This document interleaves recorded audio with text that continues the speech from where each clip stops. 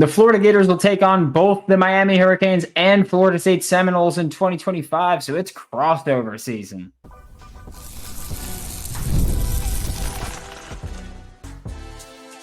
You are Locked On Gators, your daily podcast on the Florida Gators.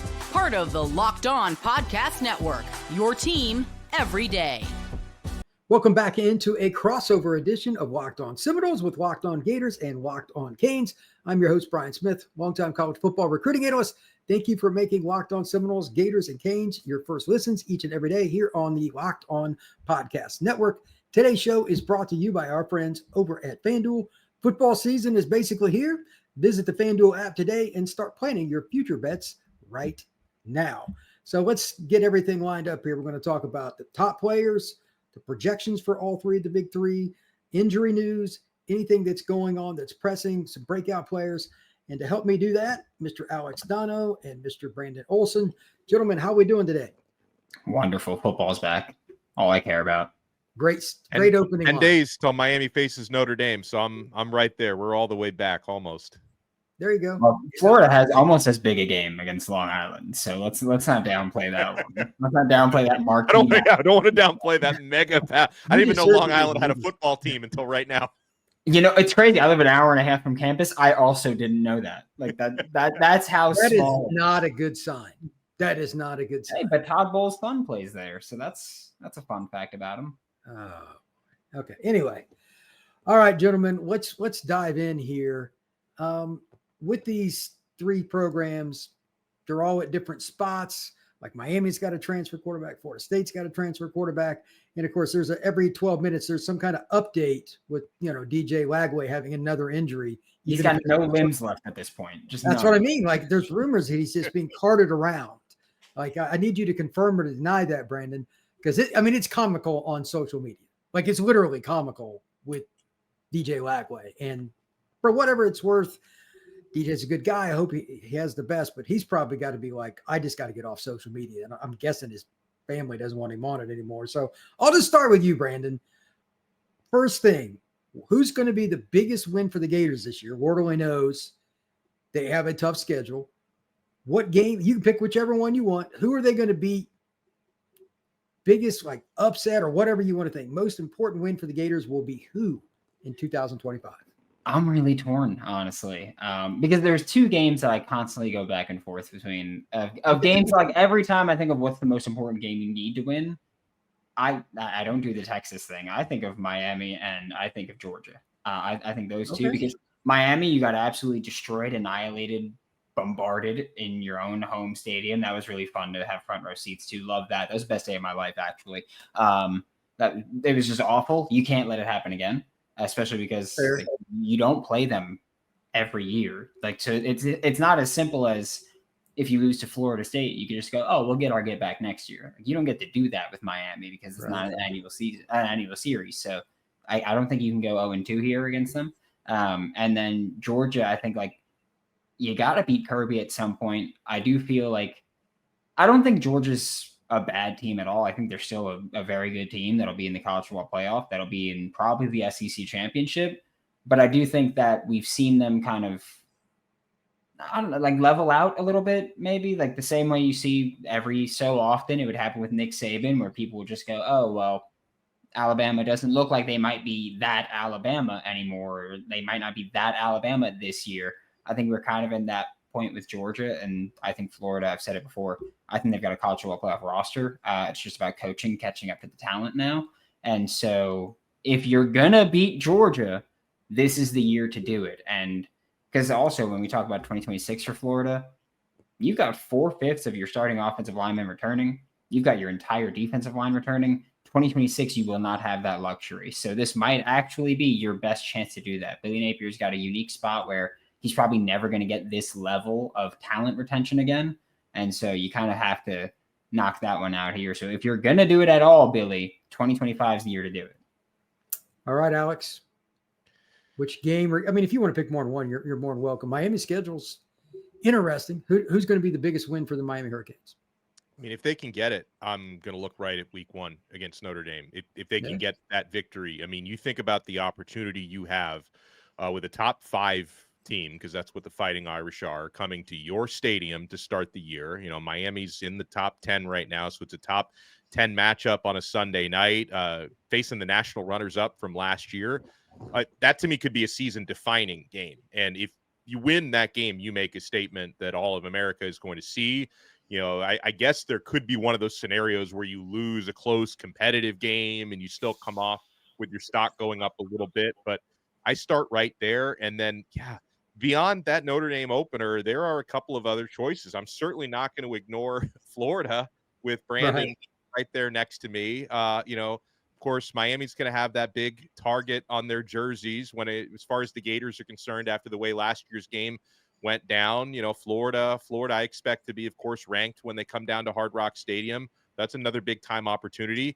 And then, gosh, with the way Miami has performed in recent years, they seem to step on so many mousetraps in the ACC.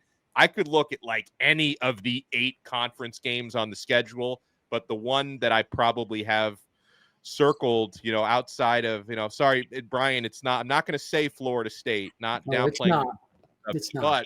But on the road at SMU in early November, that's a big one, you know, against a team that played in the ACC championship game last year.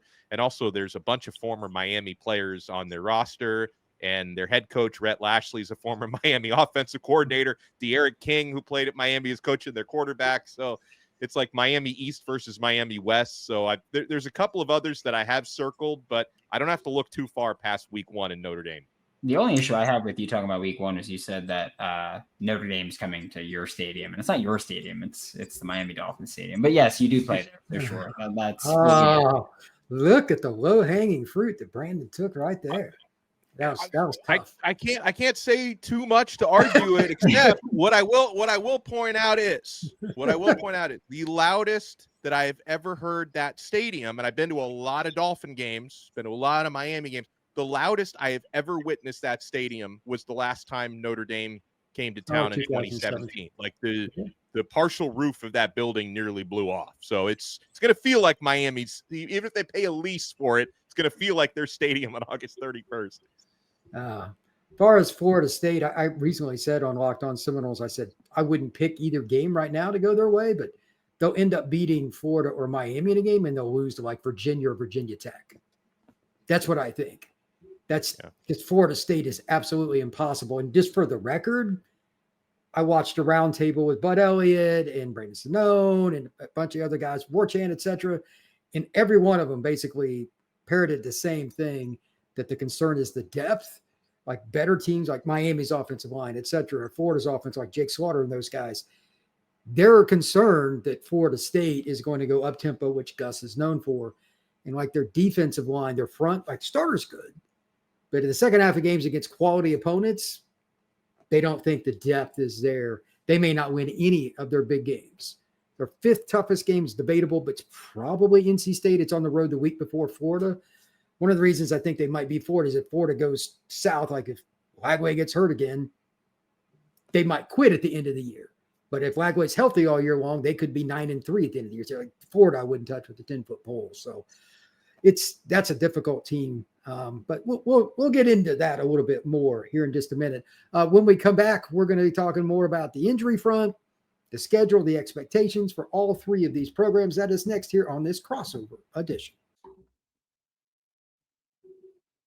August 26th is officially FanDuel Futures Day, a brand new holiday for football fans who live for bold predictions and preseason hunches. For just 24 hours, FanDuel is giving you deals on NFL season predictions. So whether you're making your call for MVP, eyeing a long shot division winner, or if you're ready to crown your Super Bowl champ before week 1 even kicks off, this is your moment to go make some money. Visit the FanDuel app today to start planning your future bets now, because Futures Day is one day and one day only on August 26th. FanDuel, play your game. All right. Thank you once again for making Locked On Seminoles, Gators, and Canes your first listens every single day here on the Locked On Podcast Network. I am joined by Brandon Olsen of Locked On Gators, Alex Donno of Locked On Canes. Let's just get out the whatever you want. I mean, we were, just for sake of argument, we were joking around before we recorded about how many ridiculous rumors are about the Gators injuries. I'll get to that in a second. But Alex, obviously Mario is probably threatened you and your wife and everybody else if you release any injury front. But is there anything obvious or glaring for the Canes going into the game against Notre Dame? Or are there just any positions you're worried about because they don't have enough players there? What do we got? What is this injury word you speak of? Yeah. I've never heard this. I don't know what you're talking about. But no, in all seriousness, I mean, there's probably been some of the normal camp stuff, guys nursing little things here and there. I don't expect like anything significant to the point where anyone is going to be forced to miss the opening game. So I think from an injury front, in all reality, Miami is doing about as well as to be expected. You keep your fingers crossed for these final days coming up. In terms of position groups, I know we'll probably dive a little bit deeper into the quarterbacks, but I'll say first that Carson Beck has been a pleasant surprise so far, because of course, coming into first day of camp a few weeks ago, you just didn't know how the arm was going to look, right? Because he missed spring football. You didn't know like how is he coming off the surgery. So there's been a lot of good stuff there. I think they've got a pretty healthy competition at wide receiver, which is, there's a power vacuum because all of their top 4 receivers and their top receiving tight end from last year have all either moved on to the NFL or transferred. So there's a ton of different spots to fill. I'm pretty encouraged about what I see there. I guess like the biggest concern that I would probably have, well, I guess 2, because one of these people may not think about this. So I'll start with this one. I'm hoping they can find place kicking consistency, because there have been some rumblings about not like the most consistent reps in practice for the 2 kickers that they have competing. Bert Auburn, who transferred in from Texas, who he ended his Texas career with a little case of the yips. And they also brought in Carter Davis, a transfer kicker from FAU. It's a little bit difficult, as we talked about this the other day, Brian, trying to replace the Borregales dynasty after 5 years of the 2 brothers who hardly ever missed anything. Now we'll see how that goes. And then, the other big question mark I think I would have, that hopefully they answer this in a positive way is defensive tackle depth, especially given that, week 1, you're going up against a really physical Notre Dame team with arguably the best running back situation in the entire country. And, Florida's got a really good offensive line. Miami's going to see later on in September. So, finding like bodies behind, because I think they've got at least a 3-man rotation at defensive tackle with Justin Scott, David Blay, Ahmad Moten. But, when you're going up against big boy offensive lines, you need to probably have more than just a 3-man rotation there. So I think they've got to figure that out. And, other than that, it's like pretty positive, coming out of camp so far. Like there have been certain areas, whether it be receiver, that I had some questions about that I feel better about. I had some questions about linebacker. I feel better about that group than I did before camp. And of course, Carson Beck, same thing. So I'm pretty optimistic, coming out of training camp to this point. All right, Brandon, I know your injury report's at least a 35-minute one. You need to cut it back. But if you want to talk about Lagway or whatever, have at it. And if there's any position that you're just curious about, fire away. Yeah, I mean, for Florida's injuries, it's really easy. If you pay attention to a lot of the written reporting, you just go to floridagators.com/roster, and every name is injured, apparently, according to a lot of the written reporting there. But I think that Florida's injury bug is really just overplayed. I think that they're being really conservative with injuries because, again, I've mentioned this 1,000 times on Locked On Gators. This is the first time in Billy Napier's tenure where you're not opening against a Power 4 opponent, because the first 2 years it was hosting Utah and then traveling to Utah. Last year it was hosting Miami. First time that you're not only not playing a Power 4 opponent, but you're not playing a Group of 5 opponent. It's the first time where you actually have something relatively easy. I mean, last year they didn't even play a Group of 5 team. It was 11 Power 4 teams and then an FCS school in Sanford. So this is the first time where you get to actually ease into your schedule. You got LIU, and then you've got USF, and then you start Power 4 play. And so I think right now, all the injury reporting that we're seeing is mostly just them being really cautious with everything. Caleb Banks is in a boot. He practiced like 2 days later. It's not like he's in a boot because he can't walk or can't do things. Dallas Wilson's in a boot. already out. These guys, they're just being really cautious. And look, I get it. We all got we get paid off clicks, we get paid off views, we get paid off whatever it is, and so you're going to try to get them. But I do think that is being greatly overplayed. DJ Lagway is not injury prone. He's hurt prone. He's missed one game despite dealing with being banged up pretty much his entire tenure. Really, like his entire career has basically been banged up. But guess what? He's always played. And so I'm really not as concerned as I think a lot of people are. And I hope this isn't me just being cautiously optimistic. I try not to be. I try to be realistic about things. And I'm not bought into the injury concern so much with Florida. I get it. Great views, great clicks, all that stuff.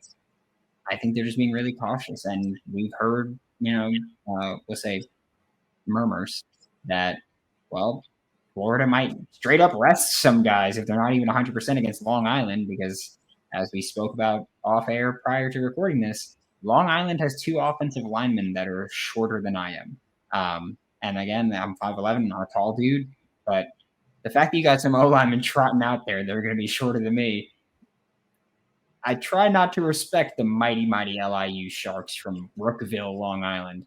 But at the same time, you're going to destroy them.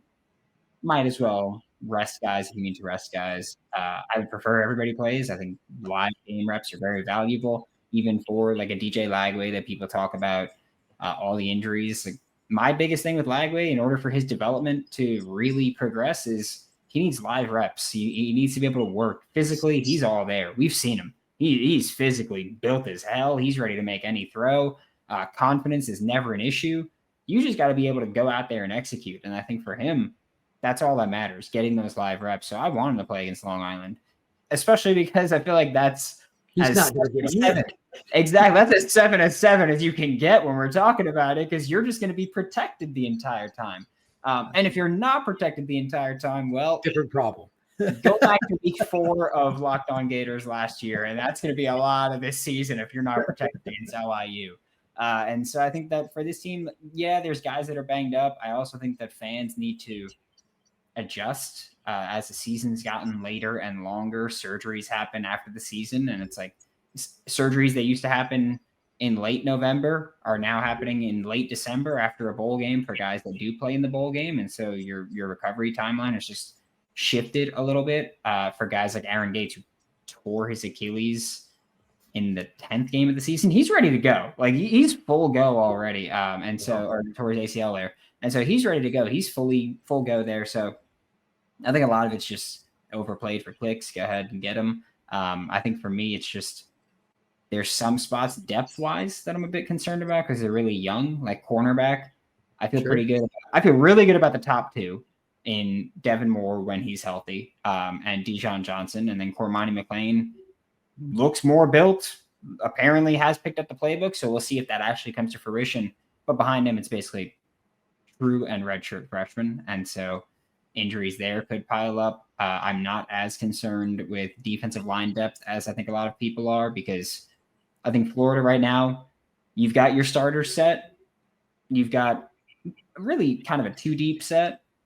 And behind them, sure, if injuries happen, but I think you've got about 7 guys that you're developing back there. And so I'm not saying they're all going to hit, but I am saying the odds that you have 7 guys vying for 2 spots on the 3-deep, I feel pretty comfortable with someone's going to step up there. Maybe that's me being naive about it, but I feel pretty comfortable there. This is a team that, again, I think it's a college football playoff roster. And if they don't make the college football playoff, or if they don't reach expectations, I will be getting on Billy's rear end once again, because, I mean, this is it. This is your roster. If you don't make it, it's because your coaching isn't up to par. And then we got to have some more issues like we had, more conversations like we had last year that weren't super fun, but expectations are expectations. I spoke with Billy at the Senior Bowl, and he said, hey, it's the University of Florida. If you don't win games, they're going to call for your job. So he knows the deal. He knows what's happening. With Florida State, Thomas Castellanos at the press conference the other day said that the offense is people shorter than me. Well, that's another point. Tommy was actually pretty conservative at the press conference, but he was pretty calm. He was happy everybody was back. They even got Landon Thomas back, the tight end, who's very talented, but they just don't have much depth. Everything that I heard, as I mentioned earlier, Like if they have an O-line injury, they got a few guys that are close. I don't know if they have a sixth guy, like definitively. That's a problem. They got a few guys that are close, but do you want them playing against Ruben Bain? Do you want them playing against, Florida? Like, they need to figure that out, and it's still a work in progress. Wide receiver, a bunch of young guys, really talented, but are they ready? They're going to have to. They're probably going to start a freshman, so we'll see. But the offense is relatively healthy. Defensively, the D-line is very similar to the O-line. Like, nobody's going to block Darrell Jackson very much, but the backup nose guard's banged up, and he's a freshman. He's a really good player, but still, he's a freshman. They don't have the depth that they really should have. They've got some guys, but not as many as they thought were stepped up. And they probably have some good players at linebacker, but do they have a dude? I'm not sure. Secondary, they got the one transfer from Houston who's been just a stalwart in fall camp. They think he's going to be the guy. Safety, they got some new players, some shifting some guys around, but it's at least healthy. But as far as where they can't lose anybody, it's trenches. And that's just a terrible spot to be, and it should never be that way at Florida State. So that's why if you're a gambling person, I would stay the heck away from Florida State on every game because they're just so close. And there's no such thing as an injury report that's accurate. Just ask Brandon Olsen. I'm not staying away from them. I'm taking them to lose. The fact that we're in year 6 for Mike Norvell and we're like, yeah, I don't know about the depth. That's insane to me. Oh, it is. Donno and I are like, yeah, it's year 4, but that's insane to me that it's year 6 and we're like, yeah. By the way, they just went 2-10 and we don't know about the depth. It's just that's ridiculous to me.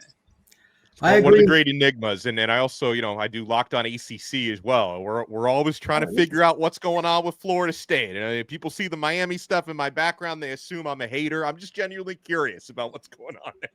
Well, you should be. I mean, it's a legitimate question, so I don't have any problem with you saying that. But when we come back, I want to talk about breakout players for the Canes, Gators, and Noles. That is next here on this crossover. Guys, you've probably heard of Viagra or Cialis, and maybe you've even tried them, but if you're looking for something beyond the usual pill, it's time to meet Rougiette Ready. Rougiette Ready is a next-gen prescription treatment designed to amplify arousal in the brain and boost blood flow. Unlike the usual pills that can take hours, Rougiette's 3-in-1 formula dissolves under your tongue and kicks in fast. On average, in 15 minutes. Effects can last up to 36 hours, so you can stay confident and in control when the moment is right. Head to Rougiette.com/LockedOnCollege and use code LockedOnCollege to get 15% off today. That's RUGIET.com/LockedOnCollege. Use promo code LockedOnCollege for 15% off. Individual results may vary with prescription treatment. Compounded drugs are permitted to be prescribed under federal law, but are not FDA approved and do not undergo FDA safety, effectiveness, or manufacturing review. Please visit the Rougiette website for full safety information. All right. Final segment here with Alex Donno of Locked On Canes, Brandon Olsen of Locked On Gators, and Brian Smith of Locked On Seminoles doing this crossover as we get ready to start the 2025 college football season. Breakout players. Give me one or two each. This time, Brandon, I'll start with you. Somebody that maybe a starter, maybe not, but somebody you think that will be a definitive contributor for the Florida Gators and why. I think that one name I've been trying to tie up there is a guy that started last year but doesn't get nearly the respect and the love they deserves is Sharif Denson starting in the nickel. I think he's good player. I think he's one of the best nickels in the country. But I think that because I also, again, I know that everybody kind of has their own preference for or opinion of what's the second hardest position behind quarterback. For me, I think it's nickel. I think it's impossible. I never played at a high level. I played corner. I played safety, tried nickel, got toasted, never going to do it again. And so I think that it's incredibly difficult for someone who's Sharif Denson's, 5'11", 6 feet tall to be able to go against a tight end and survive and thrive, be used as a pass rusher, operate in coverage against guys like I'll just use a Gator for practice purposes of like Trey Wilson in the slot. I think that skill set that Sharif Denson has and the high level that he plays at completely underrated from last year. I think he was just a stud last year. Offensively, I'm looking at tight end Tony Livingston stepping into a starting role now that Arliss Boardingham's gone. I think Tony's going to be pretty damn good this year. He's going to be tight end too still, but Billy's going to love his 12 personnel sets there.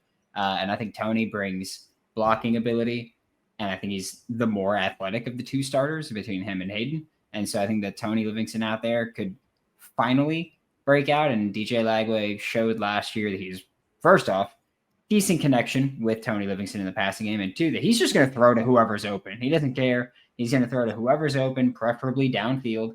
And DJ Lagway having Tony Livingston there, gonna be, I think, pretty fun in 2025. Alex, how about you? So I'll give you one on offense who's a freshman and one on defense who's either a 5th or a 6-year senior. So I'll cover the full spectrum of experience levels. On the offensive side, a player, I'm sure Brian covered him a lot in high school, Malachi Toney, true freshman receiver out of American Heritage. First of all, right place, right time for him because he happens to arrive right after Xavier Restrepo's career at Miami comes to an end, which creates a big opportunity for a starting slot receiver to emerge. Again, Miami has not put out an official depth chart to this point. We don't know for sure who the starter is going to be, but I did project my depth chart recently on Locked On Canes, and I'm taking a leap of faith that Malachi Toney could very well be the starter in the slot. He is just so consistent how he practices. And like, it's crazy because not only is he a true freshman, but he actually enrolled a year early out of high school. So like he, should still be in high school right now, not even in college. But, Toney, he's just he's extremely quick, really good route runner for his age and experience level. And I think he's going to make a lot of noise this year as a true freshman. And then on the defensive side, a player who transferred in from Rutgers who has been doing really well. And I think part of the edge that, Mo Toure has, and he didn't play last year because he had a torn ACL, which he seems to be fully recovered from. But the last time he played, Corey Heatherman, who's now Miami's defensive coordinator, was his linebackers coach. And Heatherman is his linebackers coach again and his defensive coordinator. So the fact that Toure, already knows the system. And, what I think what stands out to me about Toure is that he seems to be an alpha. Like he is a really good locker room guy, holds the teammates accountable. And I think he adds an element that Miami hasn't had enough of at linebacker in recent years, and that his range and his explosiveness, it makes you feel a little bit better about, whenever you face potentially running quarterbacks and really talented running backs this year, that Toure is going to be able to cover more ground. So I think that's someone, and I'll call him a breakout because he's, never done it at Miami, and he hasn't done anything in 2 years because he missed all of last year. But I think that's someone at linebacker I'm pretty bullish on. I expect him to be Miami's starting Mike linebacker this year. Well, Miami found another good player. I've heard good things about him as well. So that's a good pick, Alex. For Florida State, a player that they're going to use in a lot of different roles. He was an All-American return man at Indiana before he transferred to Florida State. Jalen Lucas, he missed part of last year with the injury. He's back. He's one of the twitchiest guys in college football. They'll use him at running back, at slot, and return man. Not going to get a lot of touches. He's 170, 175 pounds, but he is electric. On the defensive side, it's Jason Jenkins, former defensive lineman at Tennessee that transferred to the Noles. Big guy, 6'6", 275. He's been defined as somebody that can play on the edge all the way to nose guard. Versatility never goes out of style, and either does 6'6", 275. So those are two things that I think are important. They're going to rotate some guys on defensive line, but he's probably going to be a starter, even though he's missed some time. And they just don't have many guys with his kind of measurables. So if you're going to run a three-man front part of the time, which Tony White's defense does, having that length is important, but he hasn't gotten a lot of talk because he missed a lot of time over the summer coming back from injury, and he's finally back. They actually just finally had him in front of the microphone. So good for him and good for Florida State because, again, I don't think they're super deep on the D-line, and he may not be great. He probably is going to have to play more snaps than he needs, and by the time Florida State plays Brandon's Gators, maybe he's wore out. I don't know, but he's going to have a pretty good season by all accounts. So, gentlemen, thank you very much for coming on and doing this crossover. Alex Donno from Locked On Canes, Brandon Olsen from Locked On Gators, and I am Brian Smith from Locked On Seminoles. Everybody have a good one. Thank you very much.